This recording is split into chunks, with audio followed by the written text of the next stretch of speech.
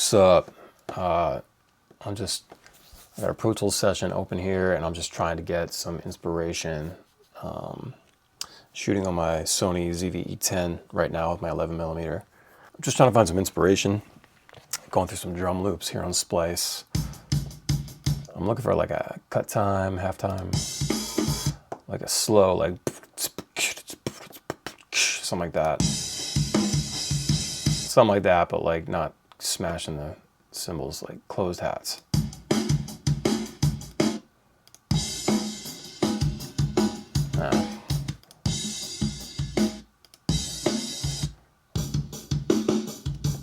That's some Fall Out Boy shit.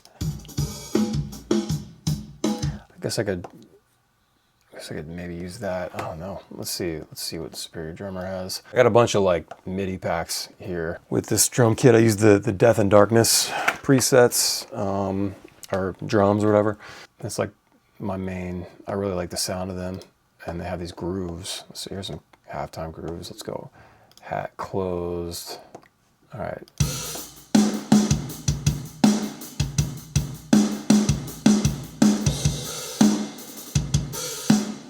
I might use that.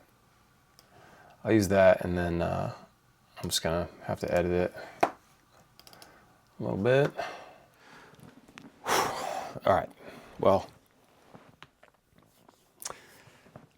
I'm kind of at a brick wall right now. Just like, can't really have this like riff, and I got this kind of cool drum thing. I mean, that's cool. That's cool. And I just got this like really like pretty jangly clean guitar thing with some like chorus on it, a little bit of verb, just trying to create like a vibe, you know? And my hands just aren't doing it today. Like trying to strum like something pretty. I keep like flubbing and hitting the wrong strings, and I've never been good at like the picking thing, like do do do do do do do, like that kind of stuff, like when it's supposed to be real pretty.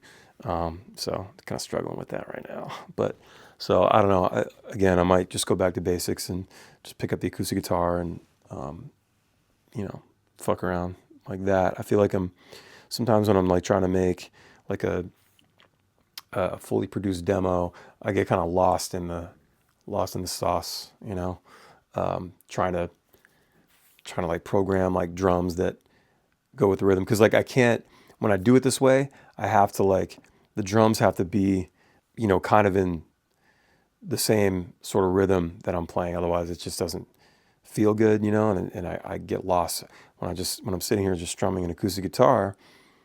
You don't have any of that. So you're just sort of just playing, and maybe that's what I need to do. So that's a little annoying. Okay, now we're shooting on the Sony ZV-E1 with the 16mm 1.8 G lens.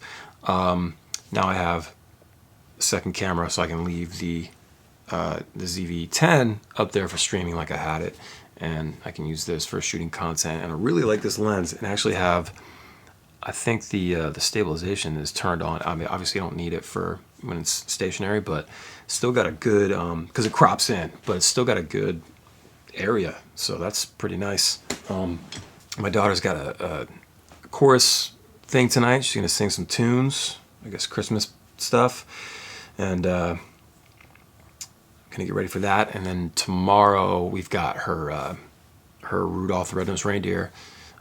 She plays Rudolph's girlfriend, so those are always so cute, man. She's awesome. She does a great job. So I can't wait to see her. She's got like, apparently her costume's really funny. She's got like really long eyelashes and antlers and stuff.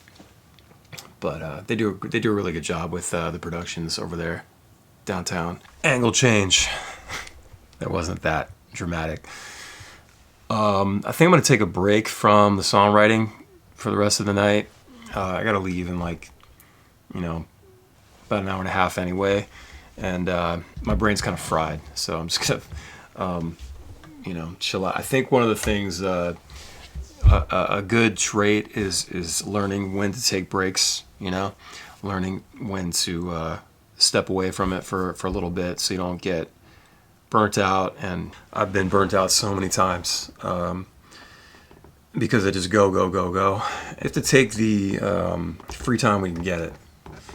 And sometimes you didn't really plan on free time, but in situations like this, I just, like I said, I feel fried, so I'm not going to force it, you know? I have ideas. I can't work them out right now for some reason. So it's just better to, get back at it tomorrow, I guess. Today I got an email from a company called SoundOn. Well, it's TikTok and SoundOn.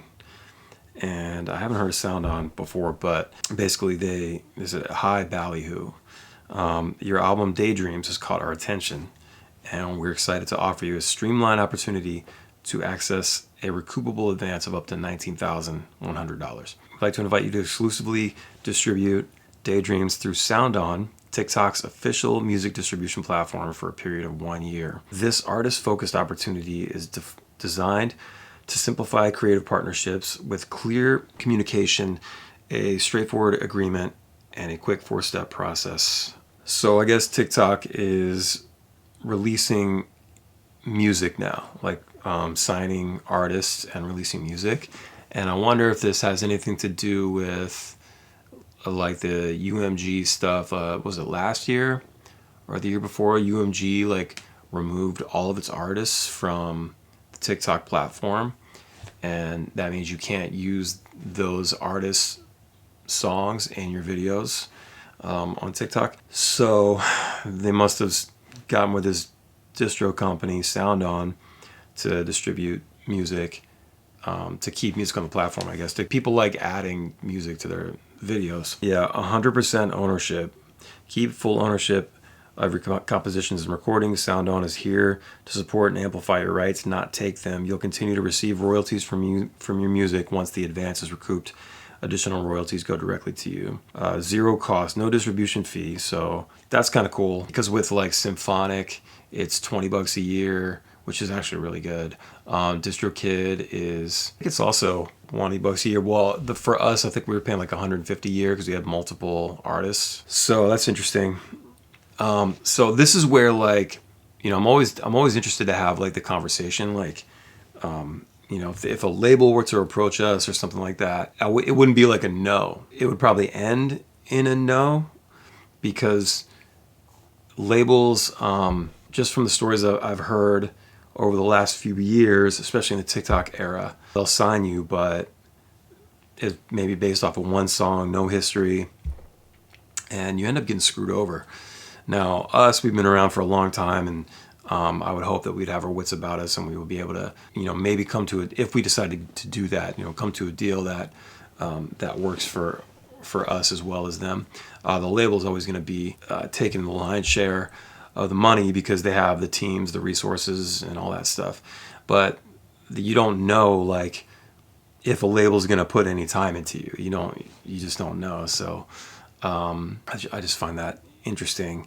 So the $19,100, right? I was like, okay, let me go see. I went and looked, and just in 9 months, we've made more than that. We've made $22,000 just on that one album, Daydreams, that they're asking about here. So they're saying, we'll give you $19,000 up front right now as an advance. We get the album for a year, and then you'll get your royalties once we recoup. Recoup means they get the money back on their investment. So we put the album on their distribution service. They release it. They have rights to it for a year, and every dollar that comes in from streaming goes back to them until that $19,100 is fully recouped, and then we'll start getting our money from there. And it looks like it says, I think it said 100%, but it's interesting, and I didn't scoff at it. At first I thought it was fake, but then I started reading, and it was, it's legit. I looked it up. It's something where you go, okay, well, let's talk about this. Let's think about this. Don't just shut it down. It could be a good opportunity. But as I said, you just don't know. And this isn't like TikTok. It's just a distribution service to talk about. It's not like a label, And I don't know what the difference would be. What would be the benefit of putting our music on, exclusively through TikTok's distributor, is there some sort of a, would they push the songs more because it's on their I guess label? I guess it might be considered a label at this point. What would be the difference? You know, like what's the incentive for us to do that? For me to pull it off of Symphonic, which is what we use now for distribution, pull it off of Symphonic and then upload it to their distributor. It would still be everywhere. You guys, if we did this and I didn't say anything, you guys wouldn't know the difference. It would just be on Spotify or Apple, whatever.